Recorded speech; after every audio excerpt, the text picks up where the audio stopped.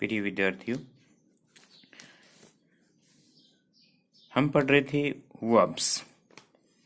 Verbs में मैंने आपको बताया था फाइनाइट और नॉन फाइनाइट वर्ब, यही था ना। यानी एक सेंटेंस है वो वर्ब के बिना अधूरा रहता है, और वर्ब है वो सब्जेक्ट के कार्य के बारे में बताती है, आपको पता है। अब देखिए नेक्स्ट जो है, कल हमने पढ़ा था फाइनाइट जो वर्ब होती है, फाइनाइट। कौन सी वर्ब? Finite verb. अब ये मैंने कहा था कि फाइनाइट वर्ब है वो सब्जेक्ट से प्रभावित होती है, कि जैसे जैसे सब्जेक्ट चेंज होता जाएगा तो फाइनाइट वर्ब भी क्या होती जाएगी? चेंज होती जाएगी। जैसे मैंने एक एग्जाम्पल भी लिखा था, he wants to play, he wants to play. दूसरा एग्जाम्पल मैं लिख रहा हूं, दे want टू प्ले। देखिए आप, दोनों सेंटेंस में क्या चेंज हुआ। यहाँ ये सब्जेक्ट ही है, सिंगुलर है, इसीलिए प्रेजेंट के अकॉर्डिंग, प्रेजेंट सिंपल टेंस के अकॉर्डिंग यहाँ एस या एस लग गया। ये जो वर्ब है ये है फाइनाइट वर्ब है, देखिए इस सेंटेंस में। और यहाँ देखिए टू प्लस वर्ब की फर्स्ट फॉर्म, ठीक है। यहाँ ध्यान देने योग्य बात यह है कि टू के बाद में वर्ब की फर्स्ट फॉर्म दी गई है। दूसरा सेंटेंस देखिए, सब्जेक्ट क्या है? दे। क्या दिया गया है? दे दिया गया है। अब यहाँ पर देखिए जो वर्ब है वो क्या है? वांट है। ऐसे ऐसे हट गया। तो आप ये देखिए कि इन दोनों सेंटेंस में वर्ब तो एक ही वांट, लेकिन इसमें वांट्स आ गया, ये सब्जेक्ट के अकॉर्डिंग आ गया, और इसमें जो वांट आया है वो दे के अकॉर्डिंग आया। इसका मतलब जो वर्ब सब्जेक्ट से प्रभावित होती है या सब्जेक्ट के अनुसार चेंज हो जाती है, कौन सी वर्ब कहलाती है? फाइनाइट वर्ब कहलाती है। इन दोनों सेंटेंस में एक बात और भी है ध्यान देने योग्य। ये देखिए टू प्लस वर्ब की फर्स्ट फॉर्म, यहाँ पर भी देखिए टू प्लस वर्ब की फर्स्ट फॉर्म। दोनों सेंटेंस में इन ये जो वर्ब है, इस वर्ब पर न तो टेंस का और न सब्जेक्ट का कोई प्रभाव पड़ा है। इसीलिए ये जो वर्ब है जो स्वतंत्र होती है सेंटेंस में, जिस पर सब्जेक्ट और टेंस और नंबर का कोई प्रभाव नहीं पड़ता है, तो ये हो गई हमारी नॉन फाइनाइट वर्ब। कौन सी होगी? Non finite verb. और जो टेंस के अकॉर्डिंग, सब्जेक्ट के अकॉर्डिंग, नंबर के अकॉर्डिंग चेंज हो जाती है, वो कौन सी होती है? Finite verbs. कौन सी होती है? Finite verbs. तो सबसे बड़ा जो अंतर है वो तो ये है इसमें। अब मैंने आपको फाइनाइट वर्ब के बारे में कल बताया था कि फाइनाइट जो वर्ब होती है वो कौन कौन सी होती है। इसमें मैंने आपको बताया था फाइनाइट वर्ब का पहला प्रकार था ट्रांजिटिव। कौन सा था? ट्रांजिटिव। और दूसरा था वो कौन सा था? इंट्रांजिटिव। कौन सा था? इंट्रांजिटिव। तीसरा मैंने बताया था लिंकिंग। कौन सी वर्ब? Linking verb. उसके बाद ऑक्सिलरी वर्ब होती है, प्राइमरी और मॉडल ऑक्सिलरी होती है, वो सहायक क्रिया होती है। अब देखिए इसमें इंपॉर्टेंट ये था ट्रांजिटिव और इंट्रांजिटिव, ठीक है। देखिए ध्यान से, जो ट्रांजिटिव होती है मैंने कहा था इसे सकर्मक कहते हैं। इसका ऑब्जेक्ट दिया हुआ होता है। क्या दिया होता है? ऑब्जेक्ट दिया हुआ होता है।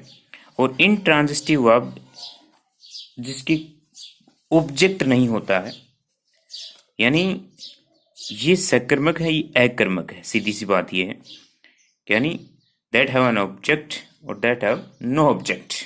इसके पास कोई ऑब्जेक्ट नहीं होता है। तो देखिए ये हमने पढ़ ली थी, ठीक है। और कुछ मैंने आपको ये भी बताया था कि कुछ जो वर्ब हैं जैसे फ्लाइज, ये जो थी वर्ब, ये ट्रांजिटिव भी थी और इंट्रांजिटिव भी थी। तो आज बात करेंगे, आज जो हमारा टॉपिक है वो कौन सा है? नॉन फाइनाइट वर्ब का। कौन सी है? Non finite verb. अब नॉन फाइनाइट वर्ब होती है वो एकदम स्वतंत्र होती है। आगे बात समझ में कि देखिए नॉन फाइनाइट वर्ब्स आर, इनका जो प्रयोग होता है used without the influence of subject और पर्सन और नंबर और टेंस, यानी ये स्वतंत्र होती है, इस पर टेंस नंबर सब्जेक्ट कैसा भी है उसका कोई भी प्रभाव नहीं पड़ता है। जैसा इस सेंटेंस में मैंने बताया यहाँ पर टू प्लस वर्ब की first form, two plus verb की फर्स्ट फॉर्म, और सेंटेंस ले लीजिए। ये जो वर्ब होती है नॉन फाइनाइट, इस पर टेंस का कोई प्रभाव नहीं पड़ता है। और यहाँ पर ये देखिए ये वर्ब है वो चेंज हो गई है सब्जेक्ट के अकॉर्डिंग। तो इसी प्रकार अब जैसे देखिए और समझाता हूं मैं, he likes to read books, ठीक है। दूसरा sentence we like to read books. अब यहीं देख लीजिए आप दोनों सेंटेंस में ये जो वर्ब है ये टेंस के अकॉर्डिंग, सेंटेंस के सब्जेक्ट के अकॉर्डिंग क्या होगी, चेंज होगी देखिए। और ये जो वर्ब आ रही है टू प्लस रीड आ रही है, टू प्लस वर्ब की फर्स्ट फॉर्म आ रही है, तो ये जो वर्ब है ये चेंज नहीं हो रही। देखिए यहाँ पर भी ये चेंज नहीं हो रही, टू प्लस वर्ब की फर्स्ट फॉर्म। अगर आप सही तरीके से यूज कर रहे हो सेंटेंस में तो टू के बाद हमेशा वर्ब की फर्स्ट फॉर्म आती है। आगे बात समझ में। तो इस प्रकार से आप क्या करोगे कि ये जो स्वतंत्र वर्ब होती है ये नॉन फाइनाइट वर्ब होती है। आगे बात समझ में। अब देखिए मैं प्रकार बताता हूं आपको कि नॉन फाइनाइट जो वर्ब है, kinds of non finite verbs कौन सी है, kinds of non finite verbs. तो अब देखिए पहला जो प्रकार है इसका वो है जेरंड। कौन सा है, जेरंड। और दूसरा जो प्रकार है वो है इन्फिनेटिव।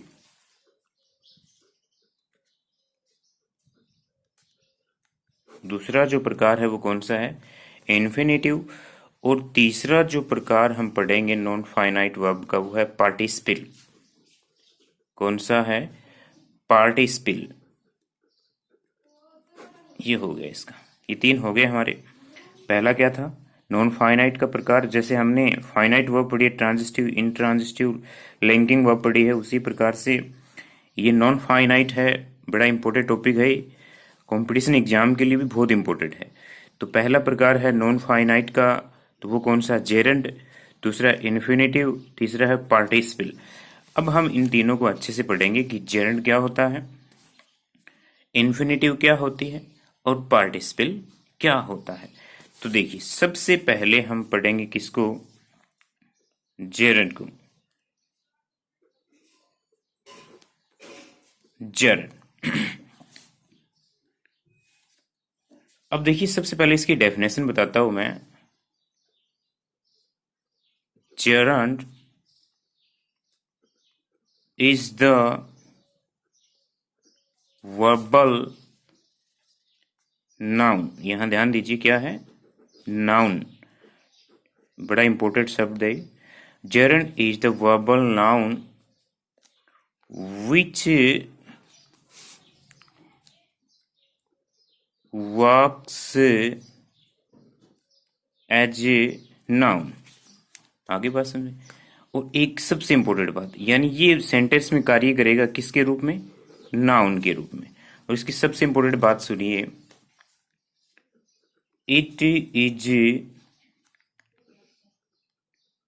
फॉर्मड बाय, बहुत इंपॉर्टेंट, एडिंग ING। यानी जो वर्ब दी हुई होती है जिसे आप नाउन मानोगे उसमें क्या लगा हुआ मिलेगा आपको, ING। अब देखिए तो ये जो है नाउन का कार्य करता है, जेरंड है वो सेंटेंस में, और मुख्य क्रिया के अंदर ING जोड़कर इसको बनाया जाता है। तो आप पता लगा लोगे कि यानी मुख्य क्रिया में आपको क्या मिलेगा, ING। लेकिन वो जो ING का जो वर्ड होगा वो किसका काम करेगा, नाउन का न कि वर्ब का कार्य करेगा। तो ये बात आपको ध्यान में रखनी है कि जो शब्द इसमें दिया गया है वो वर्ब का कार्य नहीं करेगा, वर्ब में आईएनजी जोड़ देने से वो क्या बन जाएगी, नाउन। अब देखिए, तो अब ये जो नाउन है, अब सबसे पहले जैसे देखिए सब्जेक्ट के रूप में, यानी पहला प्रकार आप सब्जेक्ट के रूप में भी जेरेंड का प्रयोग कैसे करोगे तो मैं बता देता हूं। देखिए सेंटेंस पहला, प्लेइंग गेम्स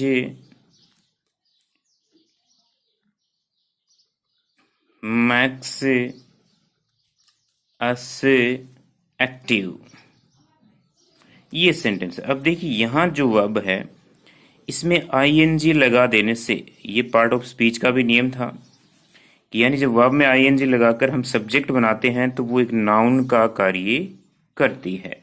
तो यहाँ पर हम इस प्ले जो वर्ब थी उसमें आईएनजी लगा दिया। वैसे ये हेल्पिंग वर्ब मैन वर्ब के रूप में आती थी, इससे पहले ईजेएमआर आईएनजी आती। ईजेएमआर सहायक क्रिया वोज वर्ग कंटिन्यूस की कुछ ना कुछ जरूर आती, लेकिन अब इसको हमने सब्जेक्ट बना दिया आईएनजी लगाकर। तो ये सीधी सी बात है, सब्जेक्ट के रूप में हमारे पास क्या होता है, नाउन होता है। और अब ये क्या हो गया इस सेंटेंस में, जेरंड हो गया। ये सब्जेक्ट के रूप में इस प्रकार से कार्य करता है, तो ये क्या हो गया, जेरंड हो गया। तो इस प्रकार से हम इसका पता कर सकते हैं कि सेंटेंस में जेरंड किस प्रकार से हम पहचानेंगे। दूसरा सेंटेंस आप देख लीजिए, देखिए number 2, stamp collecting is a hobby। अब देखिए स्टाम्प कलेक्टिंग, कलेक्ट का मतलब क्या होता है, इकट्ठा करना।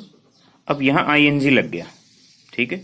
आईएनजी लगने के साथ ही ये क्या बन गया, ये जो वर्ड दिया गया है ये बन गया नाउन। और नाउन में आप इसे किसे पहचानोगे, जेरंड। क्या है ये, जेरंड है। अब देखिए एक सेंटेंस और बताता हूं मैं आपको कि अगर वर्ब की फर्स्ट फॉर्म में आईएनजी लगी, वैसे तो वो सेंटेंस से उससे पहले यदि हेल्पिंग वर्ब आपको दी गई है तब तो वो क्या है, तब तो वो टेंस का सही सेंटेंस है। लेकिन यहां पर देखिए आईएनजी लगाने के बाद और ये वाक्य के शुरू में दिया गया है, यानी सब्जेक्ट के रूप में यदि आईएनजी लगी हुई किसी वर्ब में तो वो क्या है, जेरंड है। अब देखिए ये सब्जेक्ट के रूप में हो। अब दूसरा जो मैं बताता हूं वो है ऑब्जेक्ट टू ए वर्ब, यानी ऑब्जेक्ट के रूप में। इसे कैसे पहचानेंगे, तो देखिए पहला सेंटेंस देखिए, आई लाइक रीडिंग बुक्स। अब देखिए reading books, reading man verb में आईएनजी लिखा हुआ है, इससे पहले देखिए कोई हेल्पिंग वर्ब या मैन वर्ब तो आएगी। आई लाइक रीडिंग, अब ये नाउन है, रीडिंग बुक्स क्या है, ये नाउन है। नाउन के रूप में क्या है ये, जेरंड। क्या है, जेरंड दिया गया। अब देखिए और भी है, दूसरा सेंटेंस देखिए, दे लाइक प्लेइंग गेम्स। अब देखिए यहां पर लाइक आप सोचोगे तो आईएनजी इसमें लगनी चाहिए थी। हम सोचेंगे मैन वर्ब की फर्स्ट फॉर्म में आईएनजी लगी हुई वर्ब है, लेकिन यहाँ वर्ब तो पहले दी गई है। अब देखिए प्ले, वर्ब की फर्स्ट फॉर्म में आईएनजी लगी हुई है, प्लेइंग गेम्स, अब ये क्या हो गया है, नाउन हो गया है, खेल खेलना। ठीक है, इस प्रकार से आपको खेलना, पकाना, ये अगर सहायक क्रिया नहीं दी गई इनसे पहले और मैन वर्ब में आईएनजी लगी है तो वो किसका काम करेगी, जेरंड का। सब्जेक्ट के रूप में हो गया, ऑब्जेक्ट के रूप में हो गया। अब तीसरी इसकी जो कंडीशन है वो देखिए आप, तीसरी जो कंडीशन है वो देखिए, ऑब्जेक्ट टू ए प्रीपोजिशन। अब देखिए प्रीपोजिशन ये बाद में किस प्रकार से होता है, तो पहला एग्जाम्पल देखिए, I am fond of swimming. अब देखिए ये प्रीपोजिशन आ गया, इसके बाद वैसे साइक्रिया ये हो गई, वब हो गई, लेकिन देखो तैराकी करना, स्विमिंग, तो ये जो वर्ड्स आप पहचान लोगे, आईएनजी स्विम तैरना आईएनजी लग गई तो क्या है, ये जेरंड है। दूसरा सेंटेंस और देखिए,